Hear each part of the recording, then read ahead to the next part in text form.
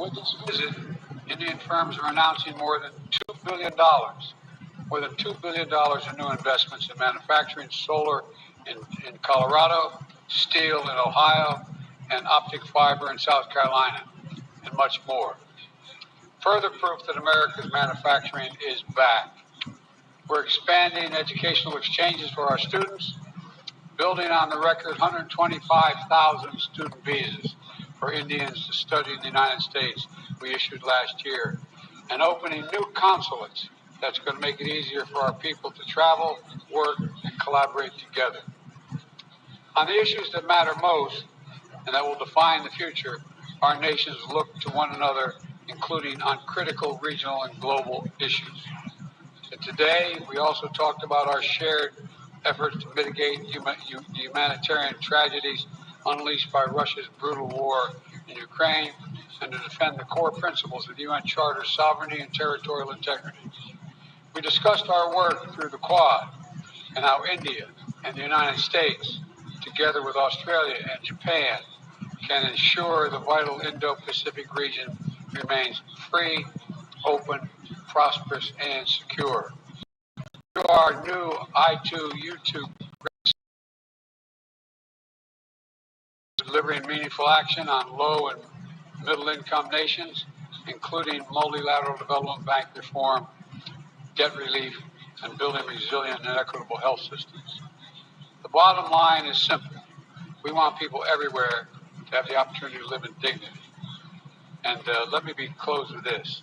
Indians and Americans are both peoples who innovate and create, turn obstacles into opportunities, who find strength in community and family, and who cherish freedom and celebrate the democratic values of universal human rights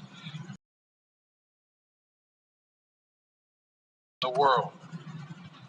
It's a democracy.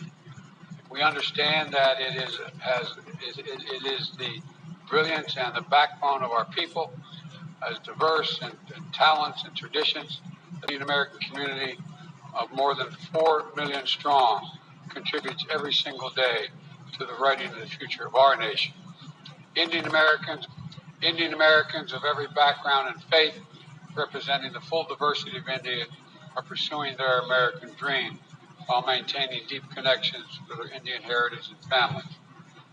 That makes us all stronger.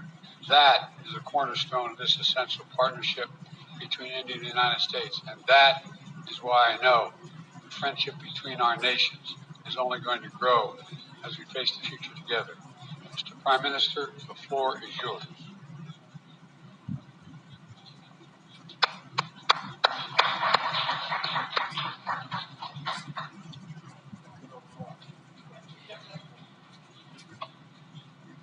Your Excellency, राष्ट्रपति Biden,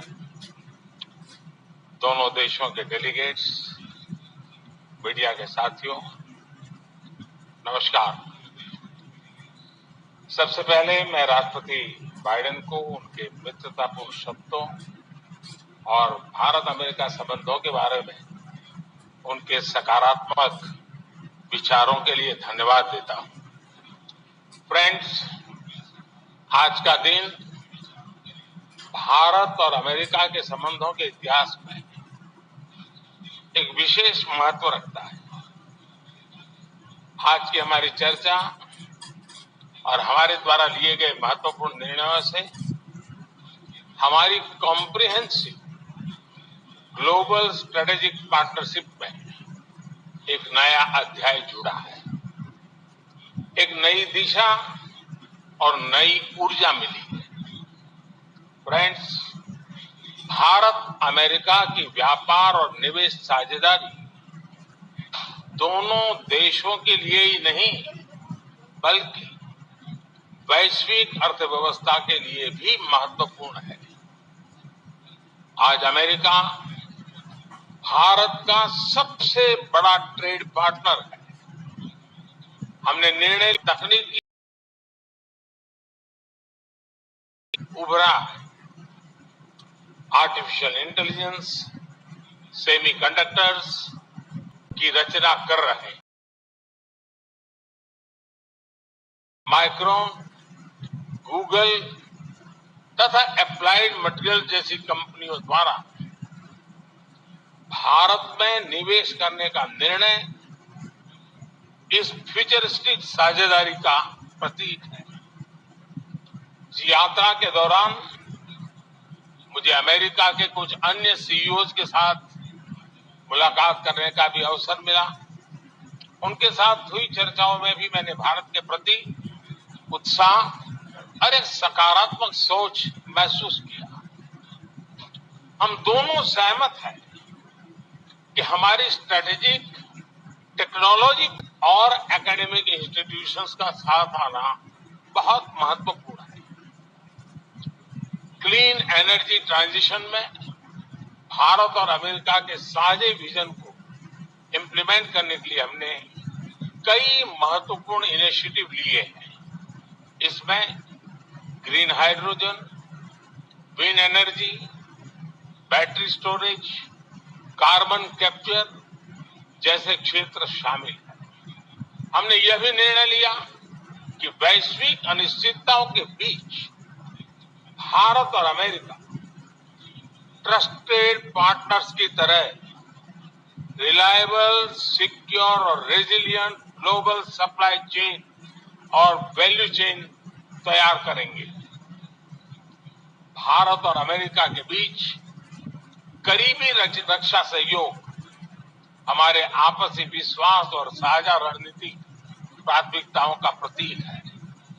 पुराने समय के buyer sellers relationship पीछे छोड़कर आज हम transfer of technology, को development और को प्रोडक्शन की तरफ बढ़ चुके हैं।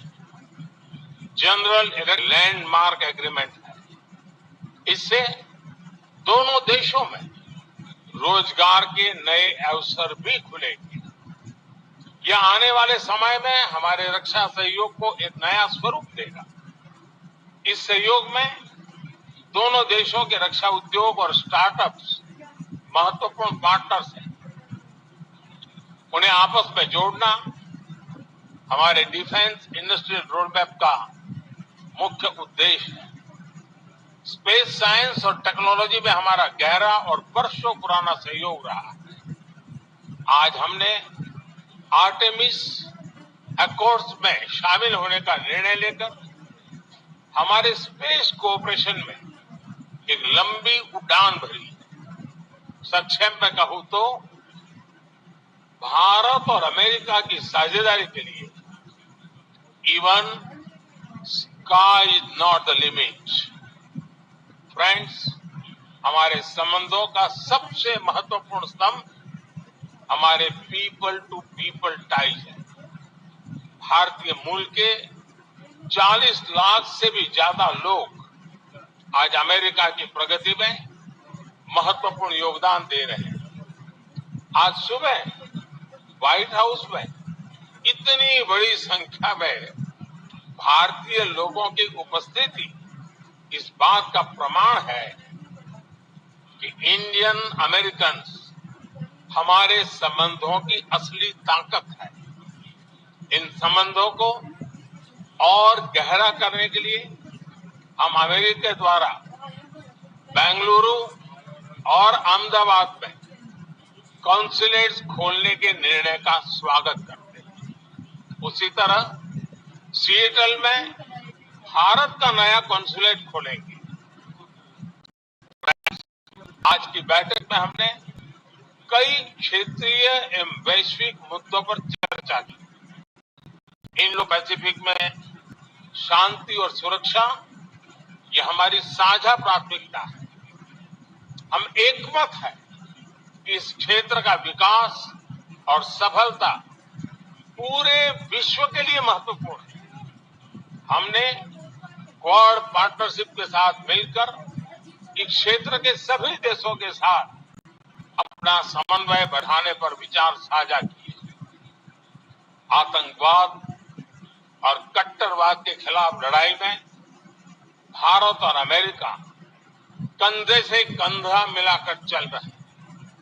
हम सहमत हैं कि क्रॉस बॉर्डर टेररिज्म को समाप्त करने के लिए ठोस कार्रवाई आवश्यक है।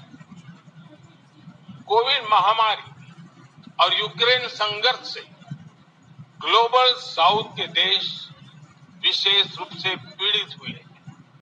हमारा मत है इन समस्याओं के समाधान के लिए सभी देशों का एकजुट होना अनिवार्य है। यूक्रेन के घटनाक्रम के शुरुआत दे रहे हैं, ग्लोबल साउथ की प्राथमिकताओं को आवाज दे रहे हैं। मैं राष्ट्रपति बाइडेन का धन्यवाद करता हूं कि उन्होंने अफ्रीका को G20 का पूर्ण सदस्य बनाने के मेरे प्रस्ताव पर समर्थन जताया है। फ्रेंड्स, हमारे सभी साझे प्रयासों का मूल मंत्र है विश्व शांति, स्थिरता, समृद्धि में महत्वपूर्ण सहयोग दे सकते हैं। मुझे विश्वास है कि इन मूल्यों के आधार पर हम दोनों देशों के लोगों की ही नहीं बल्कि पूरे विश्व की अपेक्षाओं और आकांक्षाओं को पूरा कर सकेंगे। राष्ट्रपति बाइडेन, आज की उपयोगी चर्चा के लिए मैं आपका बहुत बहुत धन्यवाद करता हूं। इस वर्ष G20 समिट के दौरान आपका भारत में स्वागत करने के लिए भारत और मैं स्वयं भी बहुत ही उत्सुक है। और जैसा राष्ट्रपति जी ने कहा, हम लोगों को मुझे जाना है बाद में कांग्रेस को एड्रेस करने के लिए, और इसलिए ज्यादा अधिक समय न लेते हुए मैं मेरी बात को विराम देता हूं। फिर एक बार राष्ट्रपति का बहुत बहुत धन्यवाद करता हूं।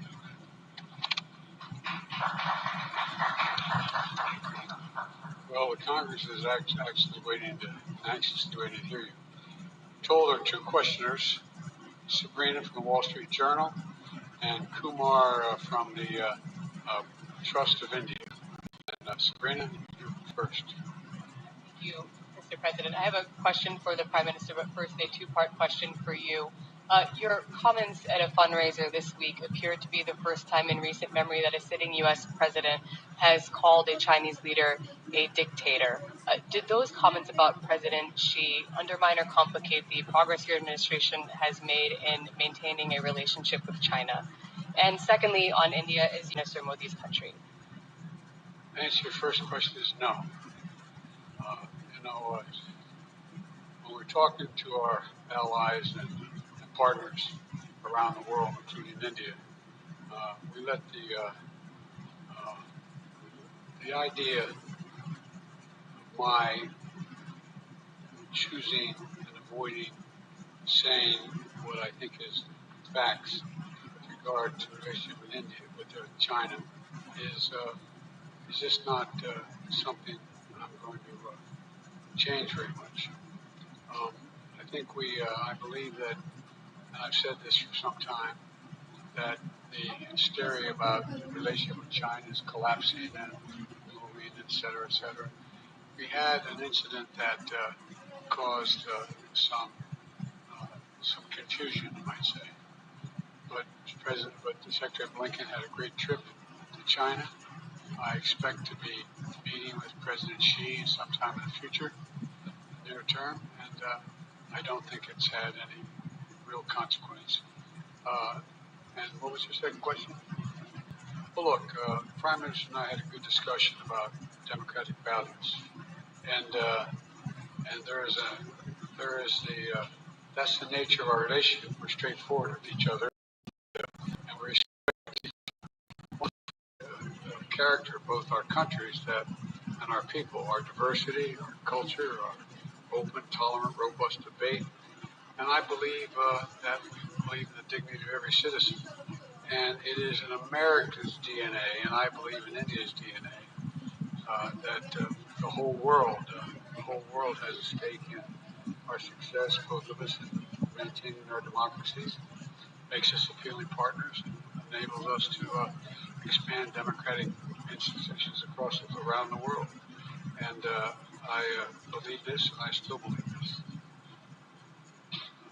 Mr. Prime Minister,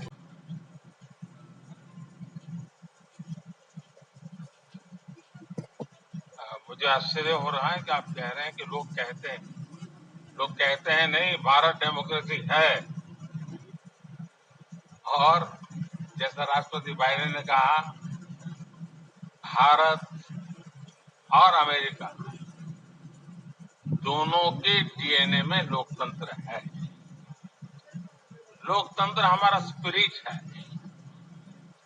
लोकतंत्र हमारी रगों में है, लोकतंत्र को हम जीते हैं और हमारे पूर्वजों ने उसको शब्दों में ढाला है संविधान के रूप में, और हमारी सरकार लोकतंत्र के मूलभूत मूल्यों को आधार लेकर के बने हुए संविधान के आधार पर चलती है।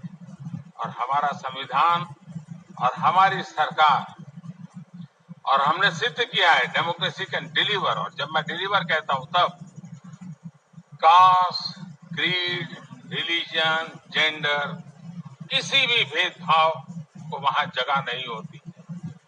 और जब हम लोकतंत्र की बात करते हैं तब अगर ह्यूमन वैल्यू नहीं है, ह्यूमैनिटी नहीं है, ह्यूमन राइट्स नहीं है, फिर तो वो डेमोक्रेसी है ही नहीं। और इसलिए जब आप डेमोक्रेसी कहते हैं, जब डेमोक्रेसी को स्वीकार करते हैं और जब हम डेमोक्रेसी को लेकर के जीते हैं, तब डिस्क्रिमिनेशन का कोई सवाल ही नहीं उठता है। और इसलिए भारत सबका साथ, सबका विकास, सबका विश्वास, सबका प्रयास, उन मूलभूत सिद्धांतों को लेकर के, और इसलिए हम चलते हैं। भारत में सरकार के जो बेनिफिट्स हैं वो एक्सेस टू ऑल है, जो भी उसके जाति के आधार पर, न उम्र के आधार पर, न भूभाग के आधार पर।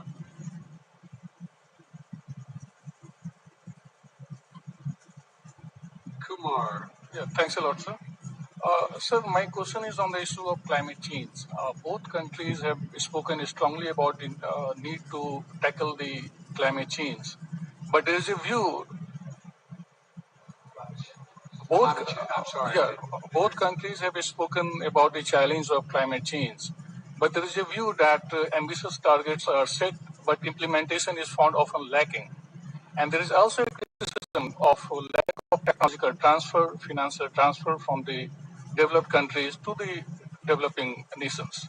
How do you both leaders see the way ahead on this pressing issue? Well, first of all, I think it is the existential threat to humanity, climate change. It's the most serious problem we face as human beings. We have to keep it below 1.5 degrees Celsius. We've made enormous progress here in the United States on dealing with this issue by doing three things. Number one, by insisting that we move every one of our industries into a position where they can take advantage of cheaper and more extensive and more available renewable energy, whether it's solar or wind or hydrogen and green hydrogen.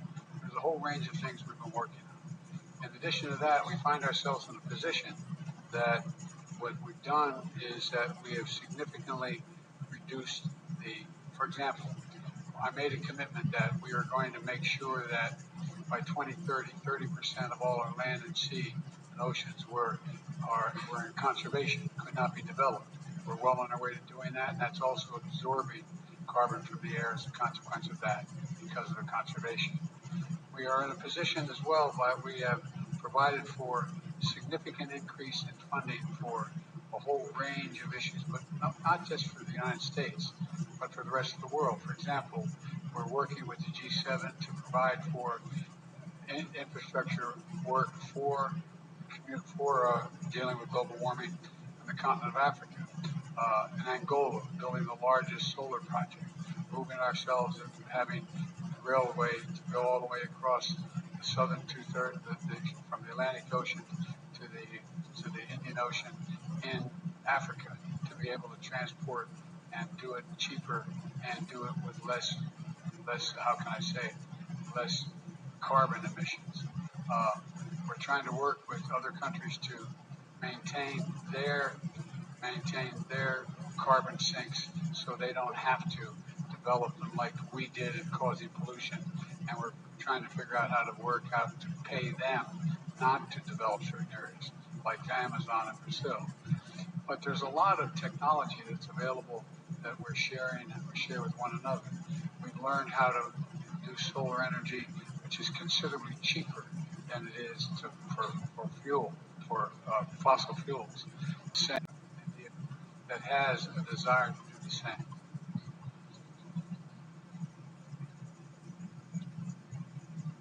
ऐसे में आपने सही कहा। जहां तक भारत का सवाल है, एनवायरमेंट, क्लाइमेट, ये हमारे सांस्कृतिक परंपरा में अत्यंत महत्वपूर्ण स्थान है उसका। हमारे लिए एनवायरमेंट ये आर्टिकल ऑफ फेथ है। ये कन्वीनियंस के काम करने का हमारा काम नहीं है, हम ये मानते हैं। हम एक्सप्लॉयटेशन ऑफ नेचर में विश्वास नहीं करते। पूरे सृष्टि को चलाने के लिए मिल्किंग ऑफ नेचर तक तो चल सकता है, लेकिन एक्सप्लॉयटेशन ऑफ नेचर नहीं चल सकता है। हम इस पक्ष में रहे हैं और उसी के मूलभूत आधार पर भारत अपने लिए करता है, इतना ही नहीं, हम कुछ ग्लोबल इनिशिएटिव भी ले रहे हैं। आपको मालूम है G20 देशों ने पेरिस में जो प्रॉमिस किया था, सभी G20 देशों में अकेला हिंदुस्तान है जिसने पेरिस में जो प्रॉमिस किए थे वो सारे प्रॉमिस पूरे किए। इतना ही नहीं, सोलर एनर्जी के क्षेत्र में हमने ग्लासगो में रिन्यूएबल एनर्जी के क्षेत्र में 500 गीगावाट का टारगेट भी रखा है। हमने 2030 तक भारत की रेलवे का नेट जीरो का लक्ष्य रखा है। और भारत की रेलवे कहने के बाद आपको उसका स्केल पता होना चाहिए। भारत की रेलवे का मतलब है कि हर दिन मेरे यहाँ रेल के डिब्बे में पूरा ऑस्ट्रेलिया होता है। इतना बड़ा मेरा देश, और वहां मैं 2030 तक रेलवे को नेट जीरो लेकर के चल रहा हूं। उसी प्रकार से जो हमने सोलर एनर्जी के टारगेट तय किए, हमने इथेनॉल के टारगेट तय किए थे 10% का, वो समय से पहले पूरा कर दिया। हम 20% इथेनॉल ब्लेंडिंग की दिशा में आगे बढ़ रहे हैं। हम ग्रीन हाइड्रोजन को इनिशिएट कर रहे हैं और वो भारत ग्रीन हाइड्रोजन हब बने, उस दिशा में हम काम कर रहे हैं। हमने दुनिया के लिए इंटरनेशनल सोलर अलायंस उसका हमने लॉन्च किया और आज दुनिया के कई देश उसमें भारत के साथ मिलकर के आगे बढ़ रहे हैं। हमने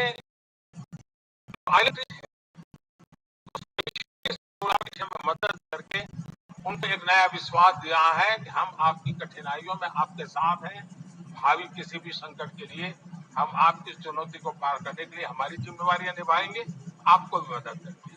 हम वो देश हैं जिसने एक और नया क्षेत्र हाथ लिया है।